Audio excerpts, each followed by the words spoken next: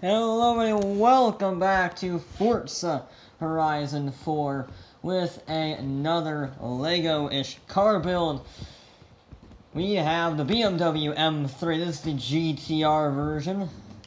No, this is not a 330i diesel, but it is nonetheless a BMW M3 GTR.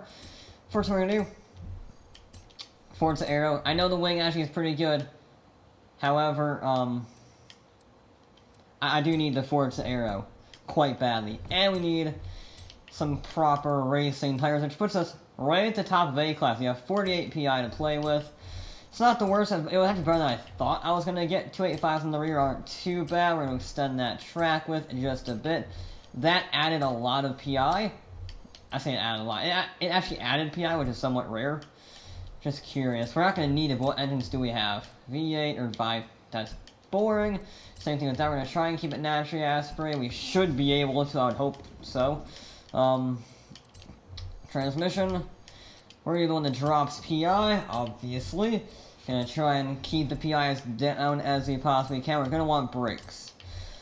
We want brakes, definitely. We're going to want racing suspension, as well as all of these parts, because this is, at the end of the day, it is a handling track to an extent. You know, it is a handling track to an extent. We're going to put that on because it doesn't add too much PI, and then it's just power. That is sheer power. We're not going to get that much. We're not going to get that much, to be honest. 848. Not a whole lot we can do. Alright, we can do that. That's 455. We're going to take you off and go here. And go over here. There we go. 453, and I saved a bit more weight. There we go. Now, can I sneak you on? I can do that, so I'm not going to do that, because I'm going to go over here to the thingy. Yes. Now, can I sneak you on? No. Can I go over here and sneak you on after that's put on? I can! Hey! 453 horsepower, 350 torque.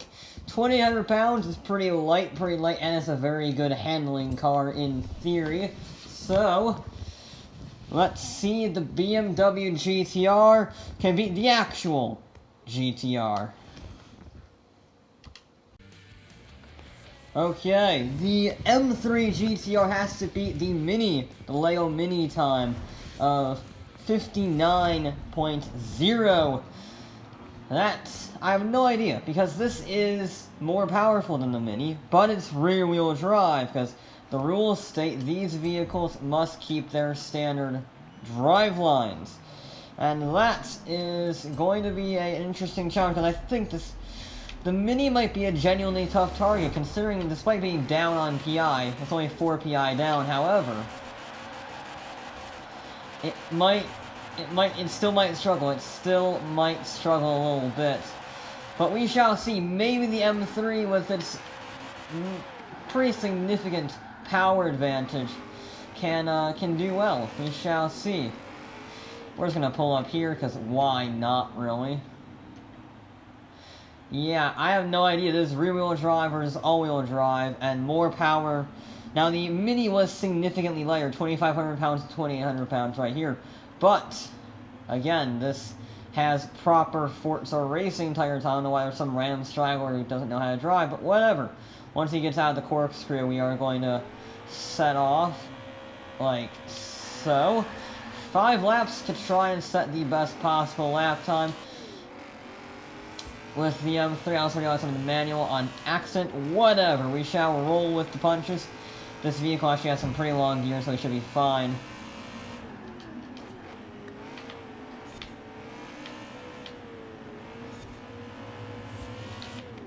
Right, there we go. Doesn't have too bad trash. I was a little afraid. We'll be honest. Ooh, that's a bit of understeer. I was a little afraid, I will not lie, about the possibility of lack of traction, just because this vehicle is rear-wheel drive with 450 horsepower. You know, I know it's on racing tires with maximum tire widths and everything, but that's still a fair chunk of power going to the rear wheel. So it's gonna be interesting.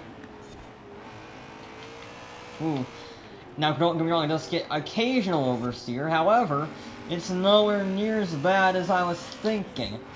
Alright, let's see how this lap time is going to be on our first flying lap. How fast do we get around the banking? If I don't hit the wall, it works. I like the brakes, so brakes are very nice. Now, we're not going very fast, 130 miles an hour. But the brakes are very good. Very, very good, actually. Just a little dab on the brakes. There we go. That's a little bit better. Let's do a little bit of short shifting.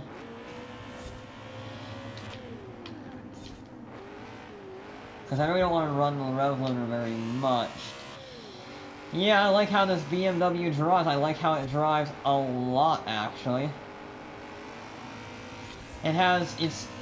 I like cars that are fun to drive, and fun to drive usually means lots of grip when you want it, but you can still chuck the back end around. I'm not going to chuck the back end around, obviously, because that's not going to help with lap time. Oh, a 59.8, ooh.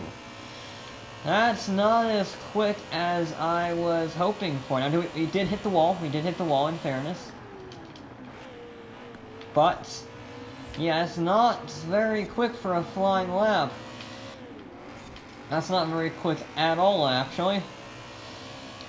For being... Oh, that's not an ideal line, I will be honest. That's a slight lockup in the braking zone.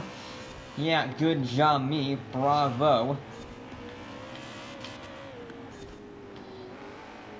Right, I like the grip, it's just not generating lap time. It's just not generating lap time. It's carrying, you know, decent speed, but it's not as fast as even the Nissan. Even the GTR is faster than this right now. And that's no good. Come on. You gotta be faster than that Nissan GTR. Please! There we go. We're not faster than it, but it's closer. It's within a tenth of a second now. Maybe fifth wasn't the greatest idea. Perhaps, yeah, perhaps not the best gear, but whatever, it's fine. Yeah, that's a surprise. I thought this would beat the GTR at least, but no, it's not even beating the GTR right now. I keep hitting understeer on that corner, it's very irritating. That's extremely irritating. Yeah, I'm right now anyway, I'm disappointed by the GTR, because I like this car a lot. Ugh, that's understeer. I like this car a fair amount. The problem is, it's just not generating lap time. I don't think it has the overall pace. There's not anything wrong with it. There's just not anything great about it either. It doesn't have the best grip, doesn't have the best acceleration, doesn't have the best top speed. Yeah, I mean, we got one more lap, and it's not looking good for the Beamer. It's not looking good at all. 136 in the braking zone. That's not ideal. That's not how you make a good lap time. I don't think it's gonna be any faster this lap, you know? Especially not with that. Whoa. Yeah, I'm just pushing too hard now. Ah. That's extremely irritating. Yep, we're done. We are so done. That was a terrible lap. That's a shame. That's a shame. I like the GTR. The M3 GTR, that is. But it just isn't fast. It just isn't faster on this course. I'm not even bothering with the lap time. I've screwed it up so much. How did I get that checkpoint? That doesn't make any sense. Yeah, you see what I mean? It's good at sliding. Kind of. Kind of. Maybe not. Yeah, it just isn't very quick. That's very disappointing from the GTR. That's very disappointing.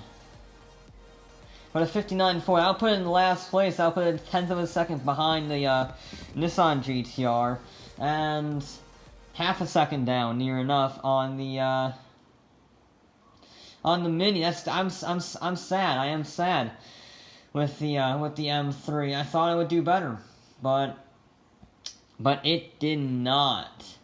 I think it's just the lack of acceleration and the understeer. It's not terrible in the handling department. It's not the worst by far. It's not the worst in terms of acceleration by far. And it's not the best in anything. The problem is, it's not good. It's not better than the GTR in acceleration. Not better than the GTR in launch, or in handling even. Yeah, I'm slightly disappointed by that. Slightly disappointed indeed, but that's just what happens sometimes, you know? That is going to be it for this episode of Forza Horizon 4. I'll be back with more.